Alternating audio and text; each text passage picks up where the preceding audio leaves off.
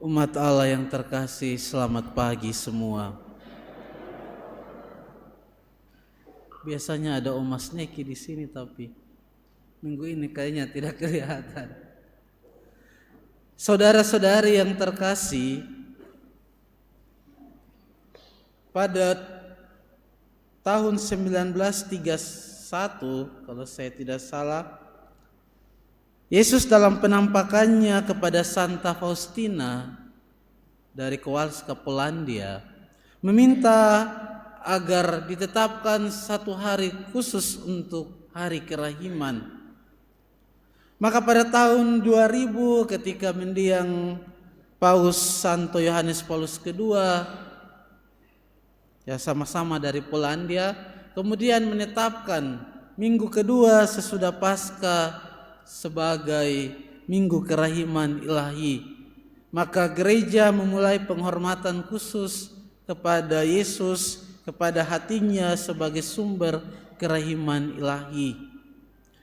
Dan kita biasanya mengawali itu dengan novena selama 9 hari yang dimulai pada hari Jumat Agung dan berakhir pada kemarin untuk mempersiapkan diri kita untuk masuk pada hari ini, hari raya kerahiman ilahi.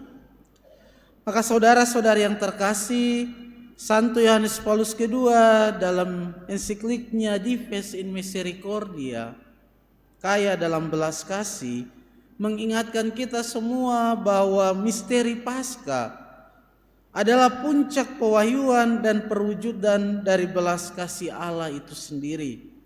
Maka Paus Fransiskus mengatakan bahwa belas kasih kerahiman adalah nama Allah sendiri.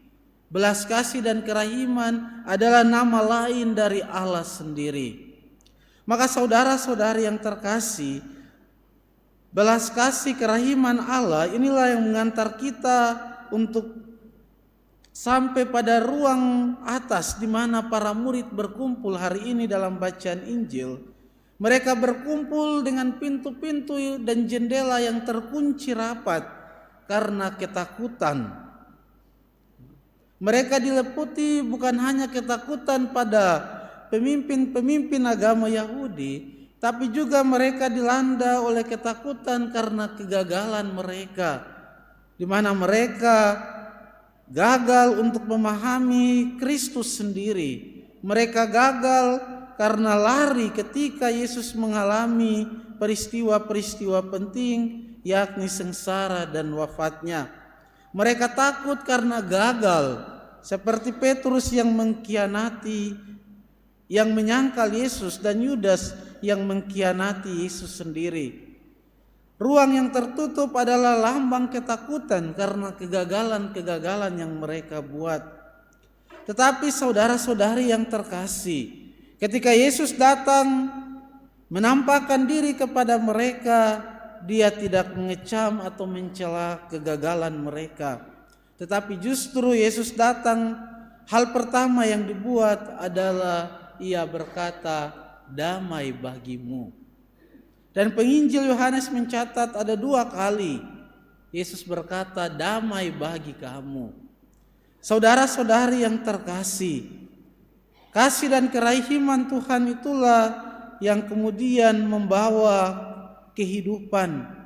Kasih dan kerahiman Tuhan yang besar membawa pengampunan, menghidupkan, menguatkan dan meneguhkan serta memperbaharui para murid kembali.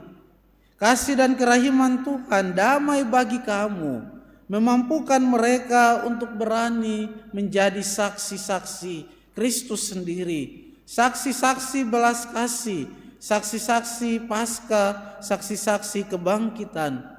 Dan itulah yang dialami seperti dalam bacaan pertama yang kita dengarkan. Sesudah diperbaharui, dipanggil kembali oleh Yesus kedua kalinya, setelah diteguhkan, mereka berani untuk mewartakan tentang Kristus ke tengah-tengah dunia. Seperti kita dengarkan Petrus bersama para murid mewartakan dengan berani akan Kristus yang bangkit yang menyelamatkan mereka.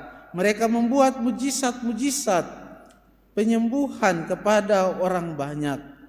Maka saudara-saudari yang terkasih, pada hari ini ketika gereja merayakan hari Minggu Kerahiman Ilahi, Paus Fransiskus mengingatkan kita semua bahwa dengan merayakan kerahiman ilahi, gereja dipanggil untuk menjadi rumah kerahiman.